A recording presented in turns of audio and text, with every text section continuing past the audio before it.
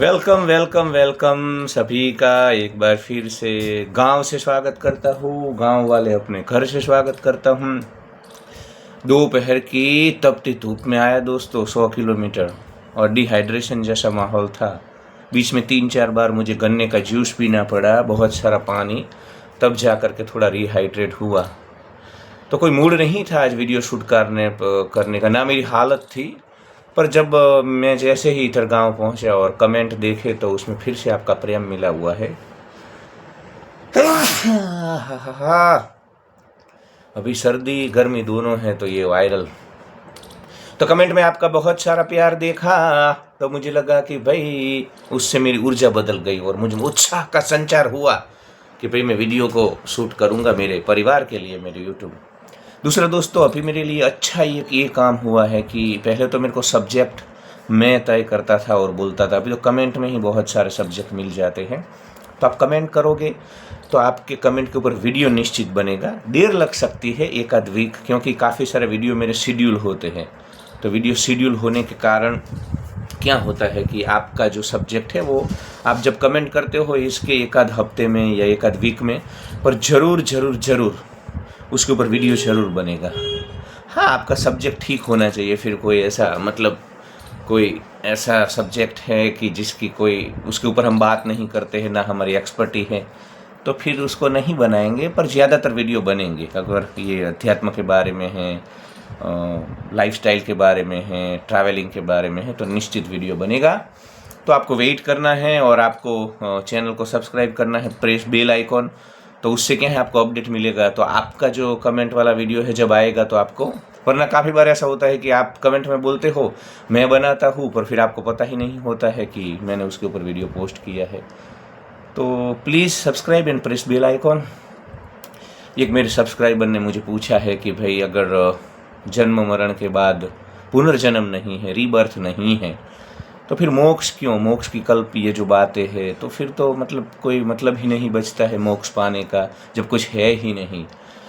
तो मेरे दोस्त, मेरे परिवार के सदस्य हो तुम। पर देखो यार, मैं ना सीधा इंसान हूँ, ब्लंट हूँ, बोल्ड हूँ। मैं गोल गोल बातें नहीं करता हूँ। मुझे कोई पंथ संप्रदाय कल्ट नहीं चलाने हैं, मुझे चूना नहीं लगाना है लोगों को। मैं खुद कमाता हूँ, खुद खाता हूँ और ऐसे ही जीने वाला हूँ। मेरे को कोई समाज से कुछ चाहिए नहीं, इसलिए मैं सीधा बोलूँगा। तो उपनिषदों में, वेदांत में कभी भी एक्चुअली ये हुआ क्या है, पिछले 2000 सालों में इधर जो पूरा खेल चला है ना अध्यात्म के मार्केट में, जो उसमें 2-3 चीज़ें ही बेची। ये एक तो पुनर्जन्म रूपी एक ढकोसला इन्होंने बहुत बेचा है मार्केट में, यही प्रोडक्ट बेची है। दूसरा कर्मफल बेचा है, और इहलोक परलोक, और जन्म जन्म का ये ना, जन्म जन्म तक स्वर्ग मिलेगा ना, 21 स्वर्ग मिलेंगे ना, ये सब जो चीज़ें हैं ना, उससे ही सब इधर मार्केट चला हुआ है। और तुम जन्म मरण से चक्कर से मुक्त, अरे मुक्त तो वैसे भी होने, तुम जिस दिन जल जाओगे ना, तुम्हारा सब कुछ जल जाएगा, मिट्टी हो जाओगे। मुक्त ही हो जिस दिन सांसें तुम्हारी अटक जाए। तो उपनिषदों ने, वेदांत ने इसी जीवन के बारे में बात की है। तुम्हारे जब तुम सांस लेते हो ना जन्म के बाद माँ की कोख से निकल के, और जिस दिन तुम्हारा इधर अंतिम संस्कार होता है, इसके बीच की ही बात की है। फोकस एरिया वेदांत का, उपनिषद का, सनातन का यही है। ये पिछले 2000 सालों में क्या है कि देखो, लोगों को चूना लगाने के लिए आपको अदानी अंबानी पैसा क्यों देगा? कि गुजरात में बड़े बड़े कथाकार है, अब उन कथाकारों को अदानी अंबानी पैसा कैसे देगा? जब वो पुनर्जन्म में बिलीव करेंगे, रीबर्थ में बिलीव करेंगे, तो फिर वो वहाँ जाएंगे पाप पुण्य के फिर चक्कर में, और फिर वहाँ डोनेशन देंगे, बड़ी बड़ी कथा करवाएंगे, उनको बड़े बड़े फंड दे करके टेम्पल बनवाएंगे, आश्रम। तो ये सब चलता है।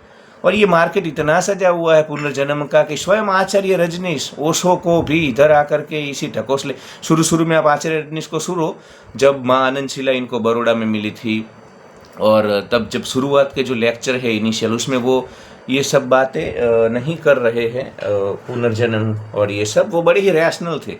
पर उन्होंने देखा कि यार गालियाँ दो लोग देने लगे इनको, मेरे को भी देते हैं इधर, क्योंकि देखो इधर पूरा खेल जो चलता है ना सनातन में, वो इन चीज़ों से ही चलता है। अब आप इनकी श्रद्धा तोड़ोगे, अब मैं तो धारणा गिराने का कार्य करता हूँ ना, तो आपको फिर पसंद नहीं आएगा, क्योंकि आपको लगेगा कि यार पुनर्जन्म नहीं है तो फिर क्यों इधर हम मतलब क्या कर रहे हैं, तो अच्छे कर्म क्यों करें। तो ये सब आपके दिमाग में तूफान आ जाएगा ये मेरे वीडियो देखने के बाद। तो इसलिए फिर आपको सहन नहीं होता है और लगता है कि नहीं ये तो गलत बोल रहा है। तो आपको भी पता है मैं गलत नहीं बोल रहा हूँ, पर आप स्वीकार नहीं कर पाते हो। चाय पीता हूँ तो आवाज़ होती है, पर बिना आवाज़ के मुझे स्वाद नहीं आता है। मैं जब अफ्रीका में था ना, तो वहाँ के जो अफ्रीकन लोग थे वो बड़े परेशान हो जाते थे जब मैं आवाज़ करता था। तो कहने का तात्पर्य है कि मोक्ष शब्द बोलते ही आपके दिमाग में वो इंद्रलोक आ जाता है, अप्सराएं आ जाती है और बहुत सारे सुख आ जाते हैं, वहाँ आसमान में कोई ऐसी जगह, इसको हम मोक्ष मानते हैं। तो ऐसा नहीं है, वो एक चीज़ें हमको सिखाई गई है बचपन से, इसलिए ऐसे इमेजिनेशन में, ऐसी कल्पनाओं में हम जी रहे हैं। मोक्ष मतलब जीवन मुक्ति। भारत में अगर तुम मुक्ति शब्द सुनो ना वेदांत में, सनातन में, तो उसका मतलब है जीवन मुक्ति। इसी जीवन की बात है, मरने के बाद या उसके पहले की तो बात ही हमने नहीं की है। जीवन मुक्ति, इसी जीवन को कैसे मुक्त होकर के जीना है, इसी जीवन में कैसे तनाव को नहीं पाना है, इसी जीवन में कैसे चिंगुर मरकट कीड़े मकोड़े नहीं बन जाना है, इसी जीवन के हर एक पल को आनंद से उत्सव बना करके, सेलिब्रेट करके कैसे जीना है, उसी को जीवन मुक्ति बोलते हैं। इधर तुम मोह आसक्ति में फंस जाओगे, चाचा चाची, फूफा फूफी, मामा मामी, मासा मासी, भतीजा भतीजी, इन सब चक्करों में क्या होता है, बहुत दुख पाते हो तुम। तो इसलिए वेदांत बोलता है कि मोह आसक्ति से दूर रहो, निस्वार्थ प्रेम करो, अपेक्षा रहित प्रेम करो। तो इसके ऊपर रिसर्च होते थे बाकायदा। 12-12 साल तक ऋषि मुनि अपने शिष्य को बोलते थे कि तुम रिसर्च करो, 15 साल के लिए देखो कि कैसे मोह आसक्ति से दुख आता है। फिर वो अपना थीसिस सबमिट करते थे वहाँ पे कि मोह आसक्ति के कारण दुख आ रहा है, अटैचमेंट के कारण दुख आ रहा है। प्रेम से दुख नहीं आता है। प्रेम में तो मतलब तुम स्वतंत्रता देते हो किसी को कि तुमको जो करना है करो, फिर भी मैं तुम्हारा स्वीकार करूँगा, यह प्रेम है। और तुम मेरे अनुसार चलो, तुमको मैं मुर्गा बोलूँ तो मुर्गा बन जाओ, बकरा बनाऊँ तो बकरा बन जाओ। इसको मोह आसक्ति बोलते हैं। और इसी को भारत के मार्केट में प्रेम के नाम पर आजकल लोग बेच रहे हैं।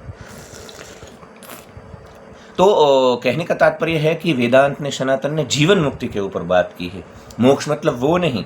तुम अब मोक्ष शब्द सुनो, ये जीवन मुक्ति शब्द सुनो, मुक्ति शब्द सुनो, तो समझो कि इसी जीवन के बारे में, इसी जीवन में तुम फंस न जाओ, उलझ न जाओ, ऐसी बातों में तुम अपने जीवन को, अपने समय को व्यर्थ न कर दो, अपनी ऊर्जा को, इसी के ऊपर काम किया गया है। तो मोक्ष मतलब ऊपर ऐसा कुछ नहीं है। ठीक है यार, पुराणों में देखो, सब लोगों का इंटेलेक्चुअल कोशेंट बंद कर देना, दरवाजे बंद। सब लोगों का इंटेलेक्चुअल कोशेंट जो होता है, IQ जो होता है, अब थोड़ी तुमको प्रकाश ज़्यादा नहीं आएगा वीडियो क्वालिटी पर, वो बाहर फिर लोग सुनते हैं तो मुझे बोलने में मज़ा नहीं आती है, डिस्टर्बेंस आता है। उनको लगता है कि मैं क्या बोल रहा हूँ और मेरा भी ध्यान भटकता है। तो कहाँ पे था यार, मैं कहाँ पे था यार, ये चक्कर में भूल जाता हूँ। हाँ, पिछले 2000 सालों से इधर पंथ संप्रदाय ने इतना तुम्हारे DNA में, जीन्स में, तुम्हारे चित्त में, विचार में, मन में घुसा दी है ये बात कि तुम्हें समझ ही नहीं आती है। तो जीवन मुक्ति के बारे में फोकस है। अब काफ़ी सारे चिंगुर मरकट कीड़े मकोड़े आ जाएंगे और बोलेंगे कि श्रीमद् भगवद गीता में खुद परमात्मा ने बोला है कि पुनर्जन्म। अरे वो पुनर्जन्म मतलब ये छगन मर कर के चमन बनेगा, सुरेश मर कर के रमेश बनेगा, रमेश मर के महेश बनेगा, वो नहीं। पुनर्जन्म मतलब इधर तुम बदलते रहते हो ना। तुम 2 साल पहले थे वो आज हो, तुम्हारे विचार बदल चुके हैं ना। तुम 10 वर्ष पहले थे वो आज हो, 10 वर्ष पहले, आज मैं 40 साल का हूँ। 10 साल पहले जब मैं था तो मैं मोह आसक्ति में आ जाता था, मैं सबके पीछे पीछे भागता था, सुखों के पीछे भागता था। मुझे लगता था कि मनाली में सुख है, ऋषिकेश में सुख है, गोवा में सुख है। अब नहीं लगता है, क्योंकि अनुभव से पता चलता है कि इंद्रिय के सुख तो हमेशा नहीं चलते हैं, एक क्षण भंगुर है, खत्म हो जाते हैं। तो अब मैं इन सुखों के पीछे भागता नहीं हूँ। दरिया नदियों के पास नहीं जाता है, पर नदियाँ स्वयं आती है तो समुद्र समा लेता है अपने आप में, अरब सागर। तो अब मैं सुख आते हैं तो मैं भागता नहीं हूँ, भोग लेता हूँ, पर मैं भागता नहीं हूँ सुखों के पीछे, किसी के पीछे। तो कहने का तात्पर्य है कि बदलते रहते हैं हम, इसको पुनर्जन्म बोलते हैं। चिंगुर मरकर कीड़े मकोड़े, तुम लिटरली सुरेश मर करके जलेगा ना, फिर चमन बनेगा किसी के घर में, चमन मर जाएगा ना तो किसी के घर में रमेश बनेगा, और फिर तो ये चिंगुर मरकर कीड़े मकोड़े। रमेश मरकर के अच्छे कर्म नहीं किए हैं ना तो गधा बनेगा, फिर बहुत उसके ऊपर भार और ईंट पत्थर ला देंगे ये लोग और ये घूमेगा। इसको ऐसा चिंगुरो नहीं होता है। ये सब छोटी छोटी किताबी बातें जो है ना वो पुराणों में देखिए, क्योंकि सब लोग समझ नहीं पा रहे थे तो थोड़ा डराना जरूरी था। हम छोटे बच्चे को बोलते हैं ना हमारे घर में कि मतलब उधर अंधेरे में मत जाना, वहाँ पे घोस्ट है, वहाँ पे डेविल है, वहाँ पे भूत है। तो हमें पता होता है कोई भूत नहीं है, पर हमें लगता है कि अंधेरे में जाएगा कोई सांप डस लेगा, कुछ ना कुछ कोई बाइट हो जाएगी कोई इंसेक्ट की। तो इसलिए उसके भले के लिए हम झूठ बोलते हैं। तो झूठ बोलते हैं पर उसका जो उद्देश्य है, उसका जो मतलब इंटेंस है वो गलत नहीं है। तो ऋषि मुनियों का इंटेंस गलत नहीं था। उन्होंने देखा कि झिंगुर मरकट कीड़े मकोड़े जो है ना वो सब नहीं समझ पाएंगे ऊंची बात को। तो फिर उन्होंने ये छोटे छोटे जो तल के लोग थे ना, मास क्लास के लिए नहीं, मास के लिए ये सब बातें बोली पुराणों में कि भाई ऊपर स्वर्ग है, नरक है, पाप है, पुण्य है, ये सब झमेला थोड़ा, और इससे फ़ायदा हुआ। वरना झिंगुर मरकर कीड़े मकोड़े तलवार जो मेरे पीछे है ना, ऐसी तलवार लेकर के सबको मारते, सबकी संपत्ति ले लेते, सबकी औरतें पे को उठा कर ले जाते थे जो बलवान थे वो। तो इन सबको थोड़ा कंट्रोल करना है।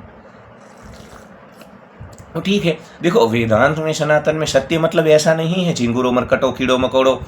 सत्य मतलब क्या होता है कि हर रोज 6 बजे सूरज उगता है, 5 बजे उगता है, जो भी टाइम है वो सत्य है, फैक्ट है, उसको फैक्ट बोलते हैं। पर सत्य जो वेदांत में सत्य शब्द आता है तो ऐसा मत है कि वो फैक्ट नहीं है। सत्य मतलब इधर कोई ऐसी बात हो सकती है कि उसका वास्तव में अस्तित्व नहीं है। मतलब ये जब कृष्ण बोलते हैं पुनर्जन्म की बात है कि सूरज मर करके ये बनेगा या ऋषि मुनि, तो वो सत्य है क्योंकि उससे फायदा हो रहा है समाज को, पर वो फैक्ट नहीं है। तो फैक्ट और सत्य, ट्रूथ, फैक्ट और सत्य में अलग, सत्य अलग शब्द है। सनातन में वेदांत में सत्य ऐसी चीज है जिससे समाज को फायदा होगा, उसको हम सत्य बोलेंगे। मतलब अभी कोई मेरे को बोलेगा अभी दिन है, पर अगर मुझे लगेगा कि मेरे रात बोलने से समाज का फ़ायदा है, कोई मुझे कॉल करे और मैं रात बोल दूँ विदेश से, तो मैं रात बोलूँगा कि भाई अभी रात है, उससे फ़ायदा है। मतलब कैसे समझे वो आपको यार? कोई इंसान किसी गांव में किसी घर में ठहरा हुआ है, पर अगर कोई तुम्हें कॉल करे कि वो इंसान वहाँ पे है, तो तुमको लगेगा कि अगर मैं सच बोलूँगा फैक्ट कि हाँ वह बंदा उसी घर में है अभी, तो उसको कोई मार सकता है, हमला हो सकता है, तुम बोलोगे कि नहीं है वो उस घर में नहीं है, अभी बाहर गया है। तो यही सत्य है, इसको हम सत्य के रूप में, जिससे फायदा है। तो ये जो पुराण ये सब सत्य है, फैक्ट नहीं है, सत्य है। देखो सत्य और फैक्ट में फर्क होता है। उसकी बातों से समाज को फायदा होता है, लोग कंट्रोल में रहते हैं। तो इसलिए यार ये सब खड़ा किया था, कोई ऊपर कुछ नहीं है। अभी तुम मेरे को गालियां दोगे, मेरी बात पचेगी नहीं, मुझे पता है, पर कोई स्वर्ग नरक नहीं है, कुछ नहीं है। ये बस लोगों को समझाने के लिए। वर्ष 2025 में भी लोग इससे ही कंट्रोल में रहते हैं, इससे ही समझते हैं चीज़ों को। और पंच संप्रदाय को इन सब प्रोडक्ट के कारण बहुत फ़ायदा हुआ है। मैं बोला ना, अदानी अंबानी ये गुजरात के कथाकार को पैसे नहीं देते अगर ये सब मार्केट में चीज़ें नहीं चलती हो तो। भगवान बुद्ध को भी उन्होंने ईश्वर का तो स्वीकार नहीं किया, पर पुनर्जन्म का करना पड़ा क्योंकि मार्केट था ना। अब वो उस समय में आए थे।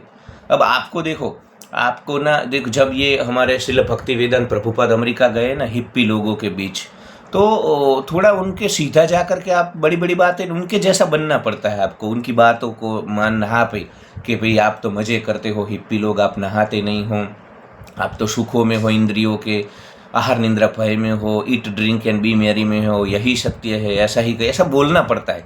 फिर धीरे धीरे तुम उनको वैराग्य की बात करो, संस्कारों की बात करो, संयम की। वरना हिप्पी तो डंडा लेकर के श्रील भक्तिवेदांत प्रभुपाद को मतलब भगा देते। तो इसीलिए भगवान बुद्ध हो या शंकराचार्य हो, सबको सन्यासी बनना पड़ता है, क्योंकि सन्यासियों के बीच जा पहले तो अगर आप सन्यासी नहीं बनोगे तो आपकी बात ही नहीं सुनोगे।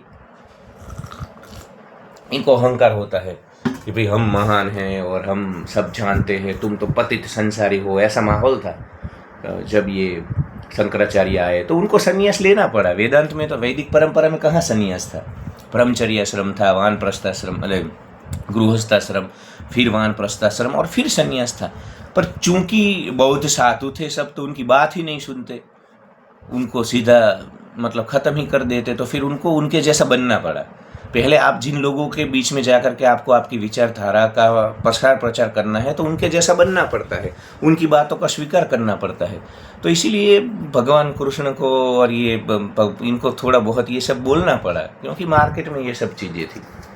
तो ऐसा नहीं होता कि लिटरली कुछ ऊपर है और वहाँ पे स्वर्ग है नरक है, कुछ नहीं है।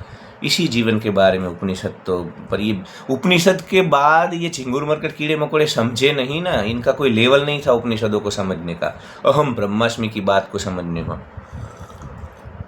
उपनिषद तो चाहते थे तुमको भगवान बनाना।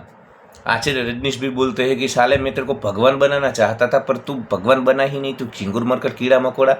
तो उपनिषद चाहते थे तुमको। हाथ दुख रहा है यार, वीडियो लंबा होगा, थोड़ा समझाना होगा। रख देता हूँ। वीडियो क्वालिटी पे मत जाना, क्योंकि टाइम नहीं है मेरे पास अभी। कल फिर अहमदाबाद भागना है 100 किलोमीटर। तो ये सब बोलना पड़ता है। मार्केट में जो चीज़ें चलती हैं ना, उसको ही तुमको, जितने भी पंथ संप्रदाय भारत में है वो सब पुनर्जन्म की बातें क्यों करते हैं, ब्रह्मचर्य की बातें क्यों करते हैं? क्योंकि मार्केट देखो आप जो प्रोडक्ट मार्केट में चलती है तो आप उसी प्रोडक्ट को बेचोगे ना, इसीलिए आपका कल्ट खड़ा हो जाता है। चूना लगाने में इजीनेस रहता है, सरलता से चूना लग जाता है। अब दूसरी बात करोगे तो लोग गालियाँ देंगे, विरोध करेंगे, मारने दौड़ेंगे। ये तो मैं साहस कर रहा हूँ सत्य बोलने का, वरना कोई नहीं बोलेगा। क्यों पंगा लेना है? मैं अभी तुमको उल्लू बनाना चालू कर देता, पुनर्जन्म ये होता है वो होता है, तुम अच्छे कर्म करो तो अच्छी योनि में जन्म मिलता है, मैं तुमको ध्यान में ले जाऊंगा और तुम्हें अपने पिछले जन्म याद आएंगे। ये सब ढकोसले है, इससे मार्केट में चलते हैं चीज़ें, और जिनको आश्रम चलाना है उनको ये सब करना पड़ता है। झूठ बात है, मुझे तो कुछ करना नहीं है, इसलिए मैं सच बोलूँगा भले गालियाँ पड़े। और देखो आज जो मुझे गालियाँ देंगे ना मेरी ये बात सुन करके, वो भी एक ना एक दिन, क्योंकि काफ़ी सारे लोग हैं इधर झिंगुर मरकर कीड़े मकोड़े, ये पुनर्जन्म की जो नई व्याख्या में बोल रहा हूँ ना वेदांत वाली, वो उनके समझ में नहीं आती है, तो वैसे गुस्से में हो जाते हैं मेरे को ऐसे। पर फिर 5-6 महीने के बाद आते हैं यार तुम सही थे। जब वो देखते हैं, खुद चीज़ों को समझने की कोशिश करते हैं, एक लेवल आता है, IQ 10 होता है, फिर आते हैं कि नहीं यार तुम सही थे, हम उस वक्त जल्दबाजी में तुम्हारे ऊपर एग्रेसिव नहीं। ठीक है यार, ऐसा नहीं है, इट्स ओके।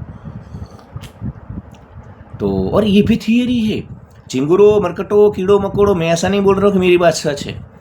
पुनर्जन्म सुरेश मर करके महेश बनेगा, महेश मर मर के रमेश बनेगा, रमेश मर मर के चमन बनेगा, चमन मर मर के मगन बनेगा, ये थियरी है। उसी प्रकार ये जो मैं बोल रहा हूँ ना कि कोई पुनर्जन्म नहीं, वो भी थियरी है। मैं नहीं बोल रहा हूँ कि किसी को कुछ नहीं पता है।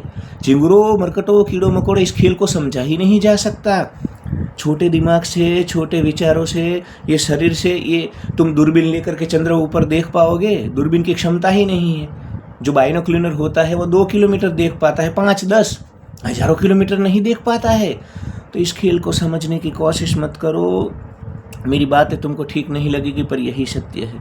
ज़्यादा उलझो मत, मौज करो, किसी को नुकसान मत करो। तुम्हारे मौज करने से समाज का नुकसान नहीं होना चाहिए, लॉ एंड ऑर्डर बिगड़ना नहीं चाहिए। बाकी करो, गैर सामाजिक बनो, गैर कानूनी नहीं पर गैर सामाजिक बनो, क्योंकि कोई नियम नहीं है, किसी को कुछ पता नहीं है।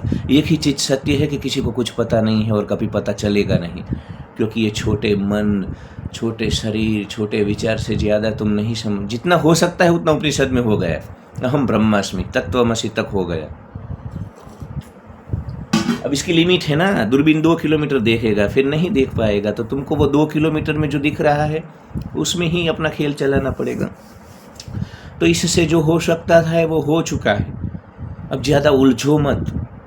तो अब अगर आने वाले 200-300 सालों में इधर मार काट हो रही होगी और लोगों को डराने की ज़रूरत होगी, तो अगर मैं उस वक्त होता तो मैं यूट्यूब में ऐसे वीडियो बनाता कि हाँ पुनर्जन्म होता है, कर्मफल होता है, तुम अच्छे कर्म करो वरना तुम्हें ये गधा बनोगे, कुत्ता बनोगे, तुम सुअर बनोगे। ये सब जैसा माहौल होता है ना, ज़रूरत होती है, उस प्रकार आइडियोलॉजी, विचारधारा होती है। ये मेरे पीछे दशमेश पिता कलगीधर बादशाह, मेरे परम सनातन रक्षक, हिंदू रक्षक, मेरे परमात्मा, मेरे ईश्वर गुरु गोविंद सिंह साहिब बैठे, दशमेश पिता है मेरे पीछे। ज़रूरत थी इसलिए शस्त्र लाए, क्योंकि ये सब शास्त्र की, अहिंसा की बड़ी बड़ी बातों में भारत को तोड़ रहे थे विदेशी आक्रांता। तो ज़रूरत थी तो शस्त्र भी लाना पड़ा। तो ज़रूरत होती है ना, उस प्रकार पंथ संप्रदाय बनते। अब जब ज़रूरत नहीं रहेगी तो फिर उसमें वो बात नहीं होती है। जब भगवान बुद्ध आए तब बहुत मारकाट हो रही थी, युद्ध हो रहे थे, साम्राज्य के लिए हजारों महिलाएं विधवा हो रही थी, राजा, तो उनको थोड़ा शांति का बात करनी पड़ी, मरहम लगाना पड़ा। तो समय के हिसाब से होता है, चिंगुरो मरकटो कीड़ो मकोड़ो। अब स्वामी दयानंद सरस्वती जब आए तब मूर्ति पूजा के नाम पे इतना पाखंड, लोग सच्चे उपनिषद वेदांत की बात ही नहीं करते थे। यही पुनर्जन्म, यही स्वर्ग नर्क, यही लोक परलोक में ही पड़े थे। तो फिर स्वामी दयानंद को पूरा ऑपरेशन करना पड़ा। उन्होंने पूरा निकाल ही दिया पूरा। मतलब जब हाथ में सड़ा होता है तो सड़ा आगे न बढ़े, उसका हाथ का जो सड़ा होता है ना, वो आप ऑपरेशन नहीं करोगे तो पूरे शरीर में वो फैलेगा इन्फेक्शन, तो उड़ा देना होता है। तो उन्होंने मूर्ति पूजा को ही उड़ा दी, क्योंकि उससे बहुत इतर, मूर्ति को देखो ना, उसकी आंखों में देखने से, उसकी किरण से तुम्हें फ़ायदा होगा, ये मूर्ति को देख लो तुम्हारा धंधा अच्छा चलेगा, ये मूर्ति को घर में रखो तुम्हारे को धन मिलेगा, ये सब बातें चल रही थी मार्केट में बहुत। मूर्ति को पूरा दिन लोग खाना खिलाते रहते थे, पूरा दिन अन्नकूट, फूलों की माला, और विदेशी आक्रांता भारत को तोड़ रहे थे। सब जातियों में बटे हुए थे, कोई ब्राह्मण कोई क्षत्रिय, ये सब बना हुआ था। तो फिर उन्होंने आर्य सबको उन्होंने बोला कि सब आर्य है भाई, कोई जाति नहीं, क्योंकि जिन चीज़ों की अब भारत को ज़रूरत थी समानता की, हिंदू टूट रहा था, सनातन टूट रहा था, तो फिर उनको जो देखो काल समय के अनुसार होता है। अब देखो साइंटिफिक टेम्परामेंट आ रहा है, तो अब देखो आचार्य प्रसन्न जैसे लोग आ रहे हैं जो रेशनल बातें करते हैं। अब ऐसे पंथ आएंगे, अब ब्रह्मचर्य नहीं चलेगा, तो अब ऐसे पंथ आएंगे, नए नए जो कल्ट आएंगे ना, वो ऐसे आएंगे कि भाई नहीं, सेक्स तो परमात्मा है, सेक्स ही करो, सेक्स ही जीवन ऊर्जा है, क्योंकि अब इसका माहौल है। तो जिस चीज़ का माहौल होता है ना, उसी प्रकार डमरू बजाते हैं ये लोग। तुम समझो, मैं बोला ना, मैं बोल रहा हूँ वो भी थियरी है, वो मोक्ष स्वर्ग भी थियरी है। जैसा माहौल, जैसा समय, ऐसा सब कुछ चलाना होता है। सॉरी यार, इसके ऊपर मैं मतलब अभी और मेरे को थोड़े अभी कम बोला हूँ मैं, और मेरे को और तर्क देने हैं, पर मेरे पास समय नहीं है, मुझे कहीं जाना है, और कल मेरे को अहमदाबाद चले जाना है। तो आज के लिए इतना ही। वीडियो पार्ट 2, 3, 4 बनाऊंगा मैं इस विषय में, क्योंकि अभी बहुत सारी बातें छूट रही हैं। अभी के लिए मैं जिन सब्सक्राइबर ने लिखा था ना, तुमको मैं बोल दूँ सीधा, कुछ नहीं है, किसी को कुछ पता नहीं है, तुम मौज करो इसी जीवन के ऊपर फोकस। इसी जीवन में ज़्यादा तनाव में मत जाओ, उलझो मत, ऐसी बातों में मत पड़ो जिससे तुम्हारी खुशी और आनंद गायब होता है। तुम शेरों की भांति दहाड़ करके खड़े हो जाओ, तुम्हारा चेहरा तेजस्वी हो जाए, तुम्हारी जीवन ऊर्जा एकदम उसके उच्चतम आयाम के ऊपर जाए। ऐसी चीज़ों के ऊपर फोकस करो, इसी जीवन के ऊपर। इस शरीर को ठीक रखो, इसमें मन को ठीक रखो, विचार को ठीक रखो। मेरे तो बाल झड़ चुके हैं, पर तुम्हारे न झड़े उसकी चिंता करो, क्योंकि मैं 20 साल तक ये सब मैंने अभ्यास किया ना, उसके बाद मुझे ये सब पता चला है। तो तुम मेरा लाभ ले लो यार, जो मैंने यात्रा की ना, उसका बेनिफिट देने के लिए मैंने ये चैनल बनाई है। तुम अपने बाल को मत झड़ने दो, तो लाभ लो। कोई ऊपर कुछ, किसी को कुछ नहीं पता है, इसी जीवन को सुंदर बनाओ, इतना। और इसमें बहुत सारी बातें छूट रही है, फिर अन्य वीडियो बनाऊंगा। अभी के लिए इतना ही, मेरे को देर हो रही है। Like, share and subscribe. I love you all and missing you all. चिंगुर मरकट कीड़ा मकोड़ा बोलता हूँ ना, तो बस मैं बोलता हूँ, आप सब मेरे परिवार के हो, आप किसी को नहीं बोलता हूँ। मैं तो खुद को भी कभी कभी बोलता हूँ, तो यार बुरा मत मानो। आई love you all and like, share and subscribe.